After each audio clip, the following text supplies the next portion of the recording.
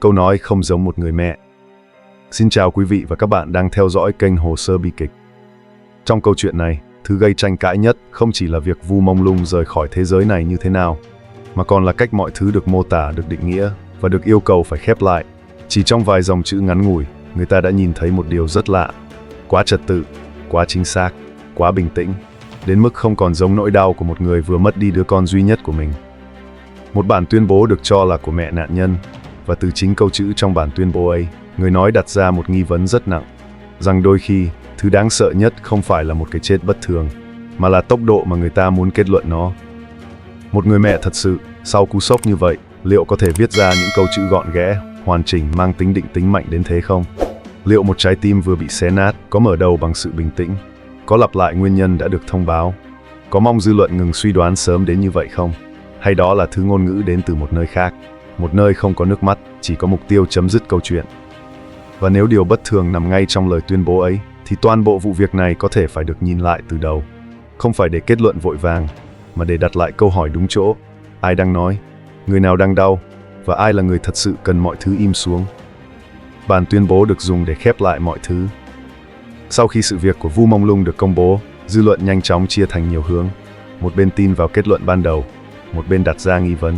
Và ngay lúc đó, một bản tuyên bố xuất hiện. Đó là lời được cho là đến từ mẹ của Vu Mông Lung. Trong nội dung này, bản tuyên bố được nhắc lại với những điểm cốt lõi, không phủ nhận kết luận ban đầu, không đặt thêm câu hỏi, không yêu cầu điều tra lại. Ngược lại, nó nhấn mạnh sự chấp nhận, nhấn mạnh việc không muốn sự việc bị đào sâu thêm, và đặc biệt, nó kêu gọi dư luận ngừng suy đoán.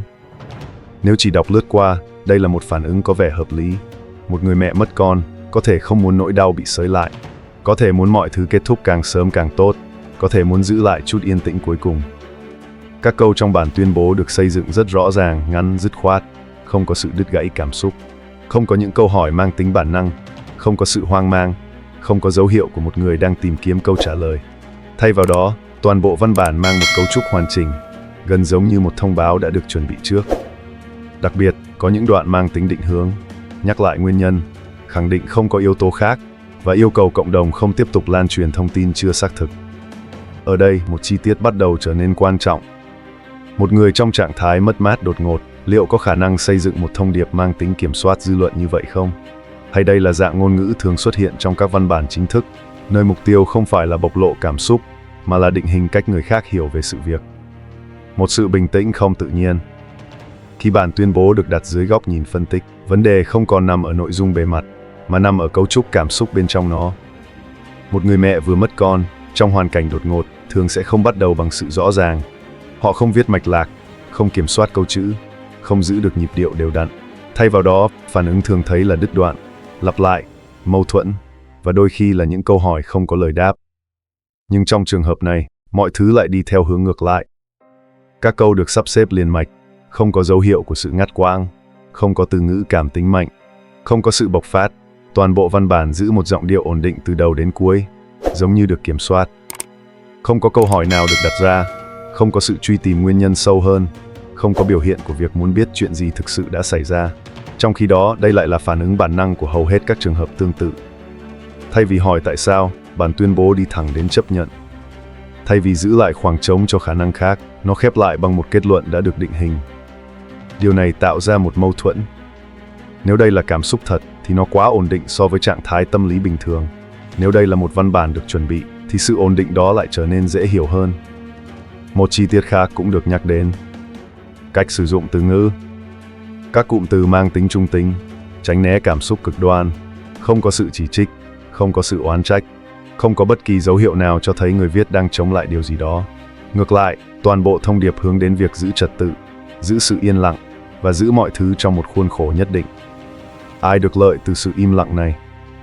Khi một câu chuyện khép lại quá nhanh, câu hỏi đầu tiên không phải là nó có đúng hay không, mà là ai cần nó phải kết thúc như vậy. Nếu đọc lại toàn bộ nội dung, có thể thấy rõ 3 mục tiêu chính. Thứ nhất, xác nhận lại nguyên nhân đã được công bố. Thứ hai, loại bỏ khả năng tồn tại của những giả thuyết khác. Thứ ba, kêu gọi dư luận dừng lại. 3 mục tiêu này không xuất hiện ngẫu nhiên. Chúng tạo thành một vòng khép kín. Khi nguyên nhân đã được nhắc lại, khi mọi khả năng khác bị phủ nhận, và khi người ngoài được yêu cầu im lặng, thì câu chuyện gần như không còn không gian để tiếp tục. Đây không còn là một phản ứng cá nhân đơn thuần, nó mang dấu hiệu của một cấu trúc có chủ đích. Nếu một văn bản có khả năng định hình cách hàng nghìn người nhìn nhận một vụ việc, thì người viết nó phải hiểu rất rõ điều đó. Và nếu họ hiểu, thì mục tiêu của họ không chỉ là chia sẻ cảm xúc, mà là kiểm soát diễn biến. Ở đây một câu hỏi bắt đầu hình thành. Ai là người cần kiểm soát diễn biến này? Có thể là những người liên quan trực tiếp, có thể là những bên không muốn vụ việc bị đào sâu, có thể là một hệ thống rộng hơn, nơi mà sự ổn định được đặt lên trên việc truy tìm mọi khả năng. Trong bất kỳ sự việc nào, khi thông tin được thu hẹp lại một cách có hệ thống, thì luôn tồn tại một lợi ích phía sau. Không phải lúc nào cũng là một âm mưu lớn, nhưng luôn là một nhu cầu kết thúc, nhu cầu kiểm soát, nhu cầu giảm thiểu rủi ro. Và bản tuyên bố này dường như đáp ứng đầy đủ những nhu cầu đó. Một chi tiết đáng chú ý khác là thời điểm. Việc công bố diễn ra rất sớm, khi dư luận còn đang đặt câu hỏi, khi thông tin chưa được đào sâu, khi chưa có nhiều đối chiếu. Điều này khiến cho bản tuyên bố không chỉ là một phản ứng, mà còn là một bước đi mang tính chủ động. Người viết thực sự. Khi một văn bản bắt đầu có dấu hiệu vượt ra ngoài phạm vi cảm xúc cá nhân, câu hỏi không còn dừng lại ở nội dung, mà chuyển sang nguồn gốc. Ai là người viết? Nếu đây thực sự là lời của một người mẹ, thì nó phải mang dấu vết của nỗi đau, phải có sự đứt gãy, phải có những chỗ không hoàn hảo. Nhưng văn bản này lại không có những dấu hiệu đó. Nó hoàn chỉnh, ổn định và nhất quán từ đầu đến cuối. Điều này dẫn đến một khả năng khác, rằng người viết không phải là người đang trải qua nỗi mất mát, mà là người đứng ngoài nó. Một người có đủ khoảng cách để kiểm soát ngôn ngữ, để loại bỏ cảm xúc không cần thiết, để giữ cho thông điệp đi đúng hướng. Người viết phải là người hiểu rõ ảnh hưởng của từng câu chữ, hiểu cách một thông điệp được lan truyền, và hiểu rằng chỉ cần một đoạn văn đúng lúc, toàn bộ câu chuyện có thể được dẫn sang một hướng khác. Điều này không phải lúc nào cũng mang nghĩa tiêu cực. Trong nhiều trường hợp, đó có thể là cách để bảo vệ những người liên quan, để tránh việc thông tin bị bóp méo thêm, để giữ ổn định. Một chi tiết quan trọng khác là cách văn bản loại bỏ khả năng đối thoại. Không mở ra tranh luận, không cho phép tồn tại góc nhìn khác, không để lại khoảng trống cho nghi vấn phát triển. Điều này khiến cho toàn bộ sự việc trở nên khép kín rất nhanh. Và khi một câu chuyện khép kín quá sớm, khả năng lớn là nó chưa đi hết quá trình cần thiết. Sự thật chưa từng được nói ra. Trong vụ việc của Vu Mông Lung, thứ khiến người ta dừng lại không chỉ là cái chết, mà là cách cái chết ấy được mô tả, được đóng lại và được yêu cầu không tiếp tục bị đặt câu hỏi.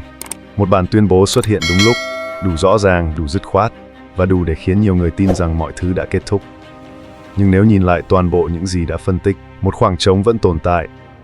Khoảng trống của những phản ứng con người không xuất hiện, khoảng trống của những câu hỏi không được đặt ra, và khoảng trống của những khả năng chưa từng được kiểm tra.